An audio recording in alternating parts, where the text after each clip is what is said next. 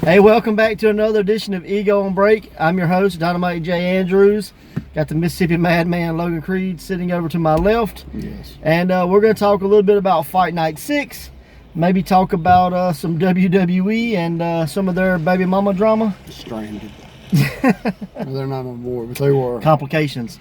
And who knows what else might pop up in the conversation. Never know. So, overall, you filmed Fight Night 6 in Eupora. Yes, I did. We did crown a new Mississippi champion. You want to see any of the matches, go to Shay Crosby on YouTube. There you go. SHEACROSBY, one word. One word.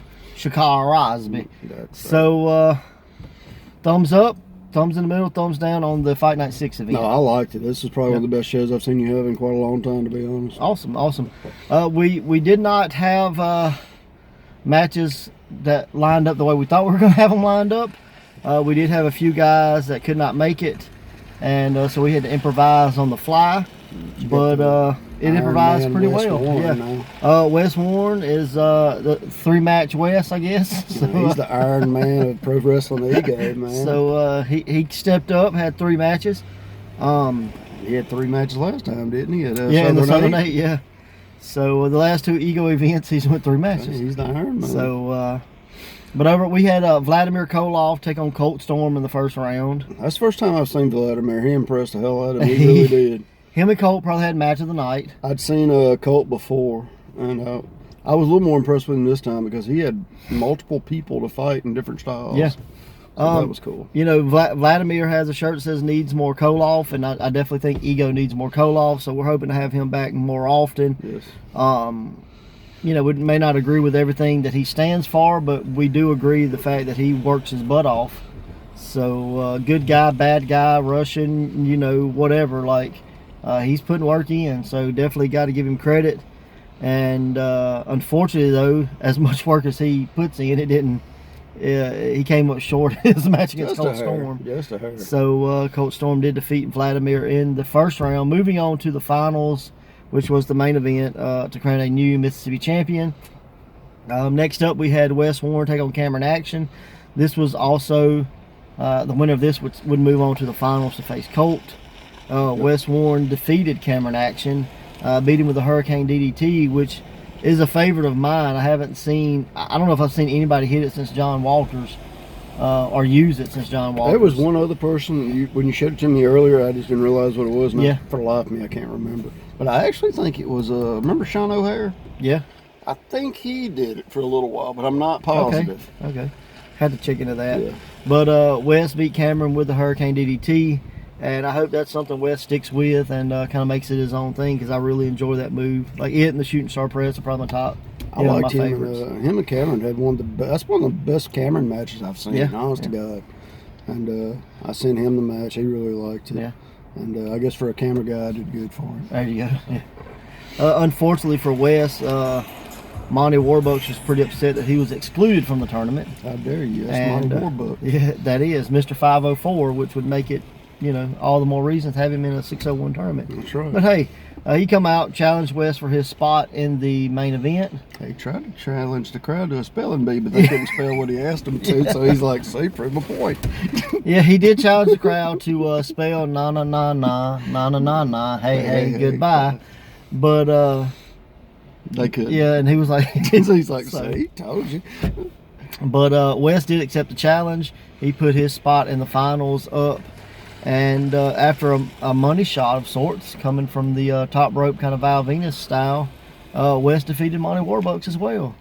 So that was pretty awesome that, you know, not only did Wes step up and put his spot on the line, but he retained that spot too. True. So very cool there. And literally back to back. Like his match with Cameron, then his match with Monty. Yeah, I mean, there was no break in between them. So 30 damn minutes right there. And I think him and Colt go 25, I think. Yeah, it was a long one. So, yeah. Then we get a tag team match. We had the Mercury Brothers from Arkansas facing the Left Hand Path team of Trevor Aon, who was fresh off of a Wrestle One tour in Japan. And his tag partner was fellow Left Hand Path member Eric the Ghost Silva. And Silva just won the Pro South Heavyweight Championship the night before in Alabama, so congrats to him. but they fought with the Mercury Brothers and in a really good match. I Yes, really I enjoyed did. it. And Mercury, both those teams are teams I want to get back in Ego. And unfortunately for the Mercury Brothers, the Left Hand Path did win. They hit a weird double team on them and they won. Yeah, it was good, it was like a break your neck. I think that's what they called it. It was to mess you up. Yeah. That's what that was. So it was cool, and Trevor hit like a snap suplex side German thing, and I thought it killed the Mercury kid. Yeah, I know what you're talking I'm like, about. well, he's gonna get coloring books for Christmas. So, but you know, thankfully he was okay. Yeah. I mean, he said he seemed a bit concussed, but otherwise, you know, not getting coloring books for Christmas. So, that was a really good tag match. I really did enjoy that. And then finally, we got the finals. We got Wes Warren taking on Colt Storm to become one of those guys. Going to become the new Mississippi champion, and it's the first time Ego's had a Mississippi title. Mm-hmm. So it's a new championship for us. But following a bit of just interference that I don't know either guy saw coming, or look, as a cameraman, I almost didn't see it. what had happened was there was a spot where I don't remember the move. something happened and both guys were down. Colt rolled to the Colt outside rolled on the out floor. trying to, like, you know, get his bearings. The referee went to check on him. Out comes Monty I was filming Warbucks. him. And I Monty heard, hit his finish on West. Yeah, and I heard then, a noise in the ring, so you'll see me turn around when Yeah. I heard the noise, and it was him taking a flat line. And then he shot back to the locker room, unbeknownst to Colt or the referee. Colt gets up, makes his way back into the ring, scoops Wes up, hits his finisher, which is like a double underhook, It's weird. twisting I don't know what something. he calls it. I have to ask him next time I see him. A cool looking move, but just Mm-hmm. I don't know, not sure what it actually was. And to become the new Mississippi champion, or the first ever Pro Wrestling Ego Mississippi champion. Yeah. So congratulations to Colt. Congratulations for Wes for really going the distance. And overall, it was really cool. We thought the event was over. I brought the principal in. I thanked him for taking a chance with wrestling as a fundraiser. Who do we get? Vladimir. So here comes Vladimir. Out and, you know, speaking Russian or whatever he speaks. I can't understand it. Russian American. Yeah, but he was definitely upset. And I think the principal grew up watching Stone Cold, because he got in the principal's face, and all of a sudden the principal just stuns his ass. So I was waiting for him to, like, ask for beers to be thrown or something. So I didn't think the principal had it in him. But I guess he got excited. And poor Vladimir, he went back to Russia, I guess. I don't think Vladimir seen it coming. I thought he just saw easy prey, and he'd go out and slap the principal around, and boy, did that backfire. So, sometimes the, you know, unplanned, spontaneous things just happen. So, old principal's an ex-shooter. Yeah. Well, that bottom rope almost shot on him when he was trying to get out of the ring. Well, either way, so. But overall, it was pretty cool. And that was the results for Fight Night 6. Yes, it was. We've all seen, heard, read about all that with the drama going on with WWE and the Saudi Arabia trips. Can't get out. Yeah. So what do you think? You think Vince was given the old handshake and hot dog, or was it really technical issues with the plane? I've read multiple things, and one says like he's owed like $500 million. That he did kill the stream for the Saudi Arabia crowd seeing the actual pay-per-view, and because it was free for them. Yeah, free for them. Funny how it cost us. Yeah. But you know, when you're trying to please your people where they don't turn on you and try to kill you, it probably helps.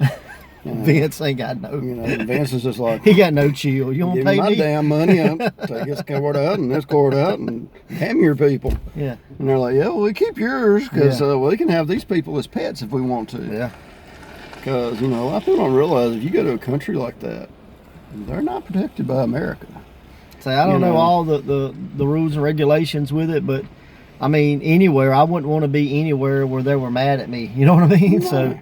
So, but, you know, word on the street is like Vince and his, you know, some guys got out of there on a different plane. Hogan, and several left on one plane. Yeah. So, I mean, I hate it for the guys. Luckily, everybody is home safe now. Yeah. But that's not, that can't feel safe. You know Right, what I mean? When right. you're in a country where legally these people can keep you if they want, they can walk out there and shoot you. They killed the one guy. That's the reason everybody was protesting that when they Yeah. killed that reporter. Yep. You know, they murdered this dude. Nobody cared. No. You know, they didn't shed a tear over that guy. You know, America may have, but they didn't care. Right. So, I mean, that could have happened there, and it was over 300 people. And, you know, like it or not, like, you know, all those people, you know, they got their, you know, you get caught up with their celebrities, this and that, and you don't think, well, they're just people. You know what I mean? They're just like me and you. So, well, here's what it comes down to. It wasn't just wrestlers. This was backstage That's what I'm people. saying, yeah. This was crews. This was the ring guys. This was the lighting people, the you know, camera like, people, all that. And for Vince, like, I mean, and I know, like, it just shows how much people are just cogs in the machine. Yes. Like, let's say all those guys didn't get out. You know, like, your company would have been a different company. From what I'm reading, if it hadn't been for NXT, SmackDown wouldn't have happened. Yep. And funny how SmackDown's ratings went like through the roof. Yeah, they went up. Like very high. And So, I'm not a huge poop emoji fan, no. but I did pop for this. Roman Reigns had put out a tweet like, thanks for stepping up or something like that, but don't get comfortable in my yard or something like that. And Tommaso Ciampa said, I will poop emoji in your yard. So, That's awesome. so that was pretty funny. But, yeah, you know, there was a lot of, you know, we're not the chosen 20 or something going around with the wrestlers on Twitter. They were all taking pictures and go, not the chosen few and stuff like that. Another one I saw was Luke Harper. And He was like, in front of the plane, and he looks mad as hell. How you gonna keep him, bruh? Can you imagine that one guy getting mad and taking out everybody? Luke ain't no little dude. I think Adam Cole and Daniel Bryan was like stole the show on SmackDown. Hell, Daniel lost. Yeah, and I thought it was cool that WWE, like Triple H was there and had all the NXT people in the ring and was like, we just fired the first shot or something. So that's pretty cool. You got to take advantage of a bad situation, you know, and I mean, that's probably the smartest thing they did with that, to be in all honesty. Well, you know, everybody was like, I saw like, oh, well, they're going to have to cancel SmackDown, this and that. I'm like, they're not canceling anything. No. There's too many people. It might have been like Legends Night or something. There's too many people not to have. You remember, what was it, a few years ago, and they had that snowstorm? Yep, they still had even though it wasn't a technical show, like there wasn't no wrestling in the building. Dean Ambrose showed up, and he's like, he was the only one that made it to the building or something. I'm like, but they still had a Raw or a SmackDown or whatever it was. It might have been clips of stuff from last year. That's basically what it was. Yeah, like, you know, you're not going to cancel that. You know, you're going to make it happen. So. Vince and them, I'm telling you, I don't believe if Vince died on Raw, they ain't stopping the show. They done proved for death, they don't stop shows. They don't do it. So, yeah. But overall, I am happy those guys and girls and everybody concerned got back, and they're all safe because it could have ended much worse. And you know, it could have really just been the plane was broke. I mean, we really don't know, and the only ones that know is those that are there. But everything you see coming out was just a cover up, you know. So, but either way, I think it was people showing they had power. Yep. Either one way or the other. Yep. Like Vince showed he had power, and other guys, well, hey, watch my trick. Right. It outbeats yours. Yep. I do want to put this out there. The Nightmare, the Pro Wrestling Pride champion, made his way down to Raleigh, Mississippi for Battle Zone Championship Wrestling this Saturday night. He was not at our event in Eupora, and he took on Moonshine Mantell, who a lot of you may have heard of. He's out from Texas, and pretty big independent name. Defended the Ego title against him and defeated him. So sweet. Congrats to the Nightmare for not only defending the title but retaining the title. So that was kind of cool too. So anything else? Yeah, I wanted to add, we was going to talk about this a little while back, and I kind of got off subject one day. But how about Marco's stomach? Okay. Too small to wrestle, or you have any problems with it? Because Jim Cornette evidently has a buttload of them.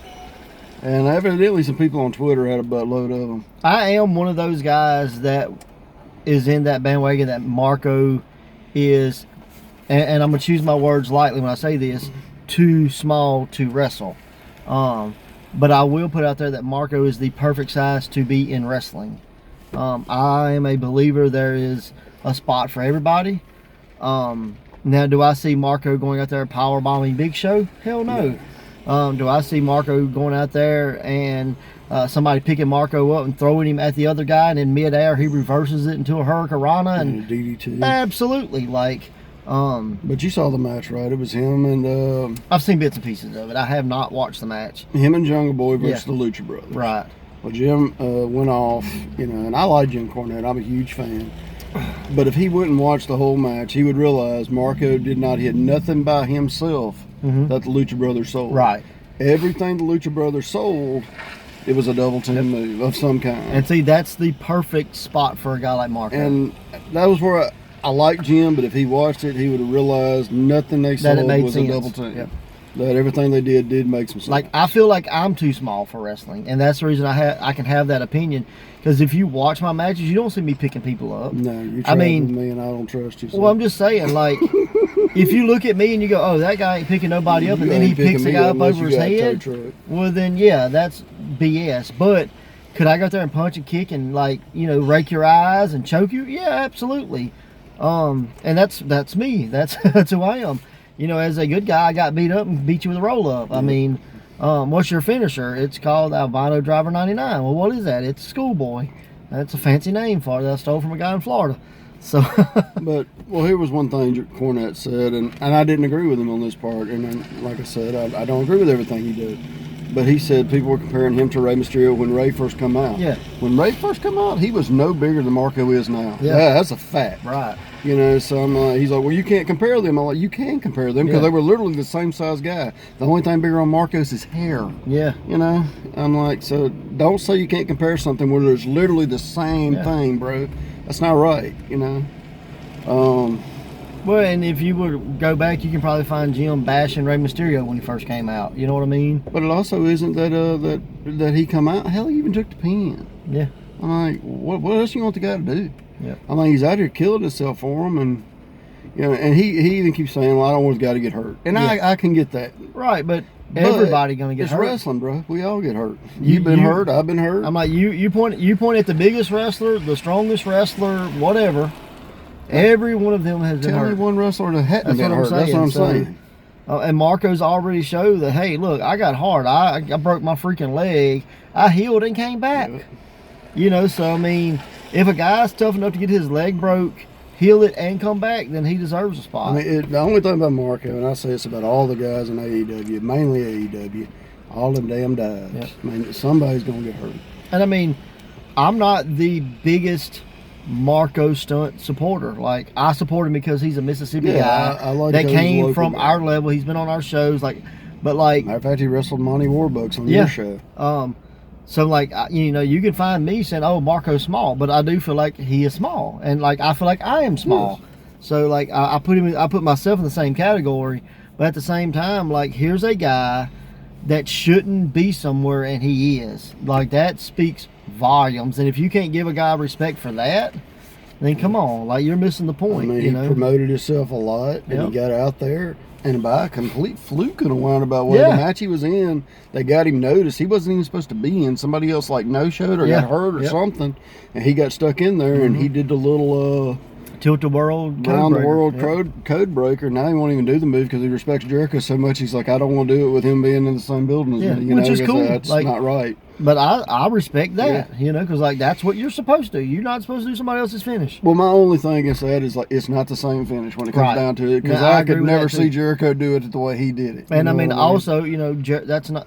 Is that Jericho's finisher? Yes. Is that Jericho's finisher? No. Which time? I was going to say. You know what I mean? Like, but now his thing is the whole Judas effect with the elbows. So, I mean, if anything else, like, and the this lion salt at one point. Well, this is what I think would be cool is if there is a Marco Stunt Jericho match, and that's when Marco hits it for the first time in AEW. I agree. And then from there, it would be like, okay, now this is now Marco's. It's not Jericho's. Because how many people are watching AEW? You may see the Codebreaker 8 times. But I like the fact that Marco's. We don't do a lot in Mississippi, right? But the one thing we do try to do is teach respect. So, I mean, you got guys that are hitting variations of the Codebreaker, and Marco's like, no, I'm not going to do it. I got, I was taught not to kind of deal. Yeah. So that was super cool. And I know a lot of people are like, well, Marco hasn't earned his spot. I'm like, man, and Marco was wrestling little girls now. Yeah. They're literally. Yeah, like people would not book Marco against men. No, You know, he so wrestled girls. He wrestled Fury. He's wrestled Monty. I mean, there's a few of us that you know, we try to break the stereotype, the mold or whatever. We go against the grain, and so when Marco was booked, like he was booked to wrestle, you know. But overall, man, like he's a Mississippi indie guy that is now on TV. He's got my full support, whether I agree with it, disagree with it, like it, hate it, whatever. Like, you my guy. Well, I'll support him as long as he wrestled the way he wrestled against the Lucha Brothers. Yeah. And it isn't him, you know, power slamming anybody or anything like that. I mean, I'll support him all the way. Yep. And you know, my thing is just like, you know, Mississippi's got Kamala and Marco. I mean, like, come on, man. Like, Ahmed Johnson. I don't even know if I don't even think that was real. Like, I think they just stuck him there. Hey, well, and I mean, I guess we got Ted DiBiase. So okay, we got Kamala, Teddy Jr. Ted DiBiase. Well, yeah, but he wasn't from. You know what I mean? Like, he wasn't born here. He wasn't like he's lived here forever. Okay, well, okay. So we got Kamala, Ted Senior, Ted Jr., and Marco. You know. I mean, that's pretty good company to be in. You know what I mean? Yeah, true. I mean, like, come on, man. Like, so yeah. I mean, I dig it. So, well, I just wanted your opinion because, like I say, it was a hot topic subject, and we've been on shows with him, so I was curious what your opinion was. All right, well, how about this? As much bad that we're hearing of the aftermath of the wrestling in Saudi Arabia, how cool was it that women wrestled there? I thought it was cool. I mean, I get it. I mean, yeah, they had to cover up, all that. But again, you know, Rome wasn't built in a day. No. You have to start somewhere. But it was it a step up to a step down to them getting basically hostage held? Yeah, but you know take backstage politics out of it.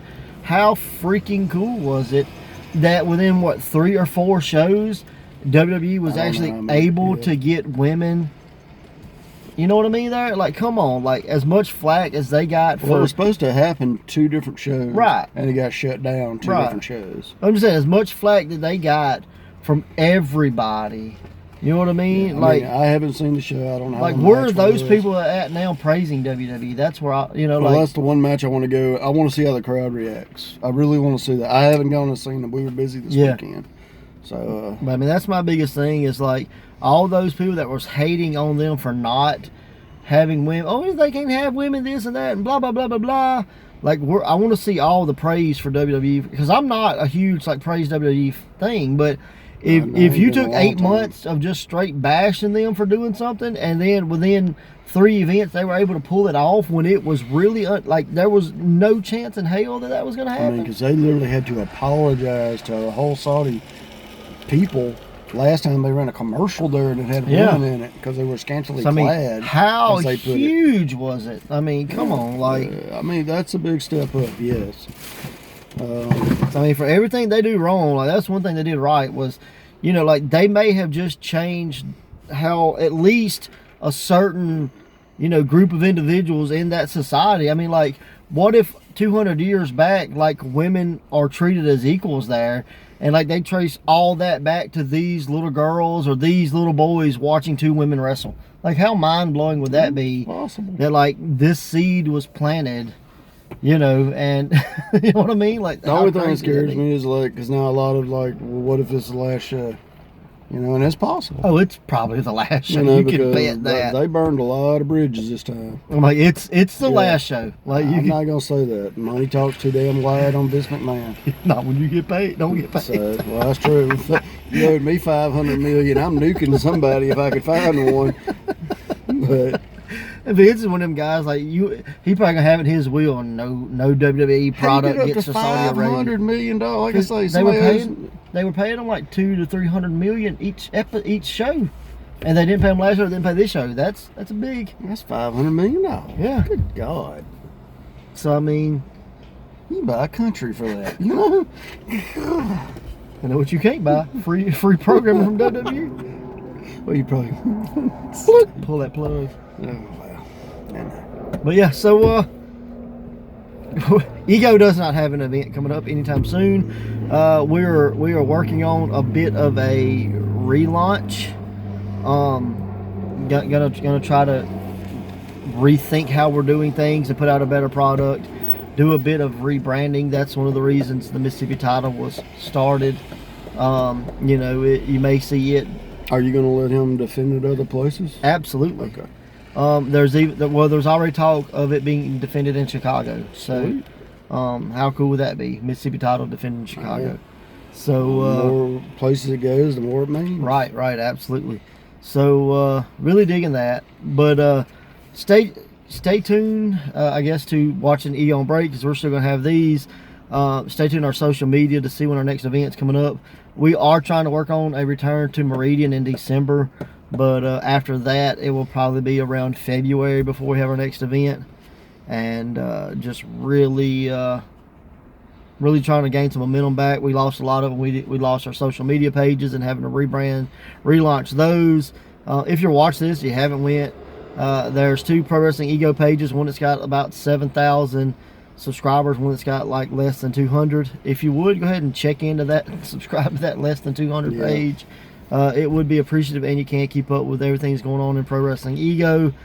And because Facebook won't shut it down. Right. I can't get it canceled, and I can't get into it, so it's just there. Yeah. But eventually, I think it'll get to though, if I was you, I would still promote it onto that channel. I mean, well, that's true. That's what I do. I mean, I got 2 channels. Yeah. Life in a Headlock and Wrestling for Families. I promote on both the channels. So hopefully, we get back things going. The rebrand, kind of the relaunch helps out. Gonna really try to step up our game. A lot of wrestling in Mississippi have stepped up their game, and we're extremely appreciative of that they've took the time to step up. But now, we want to step up too. So, we just gotta get our affairs back in order and kind of get our minds straight.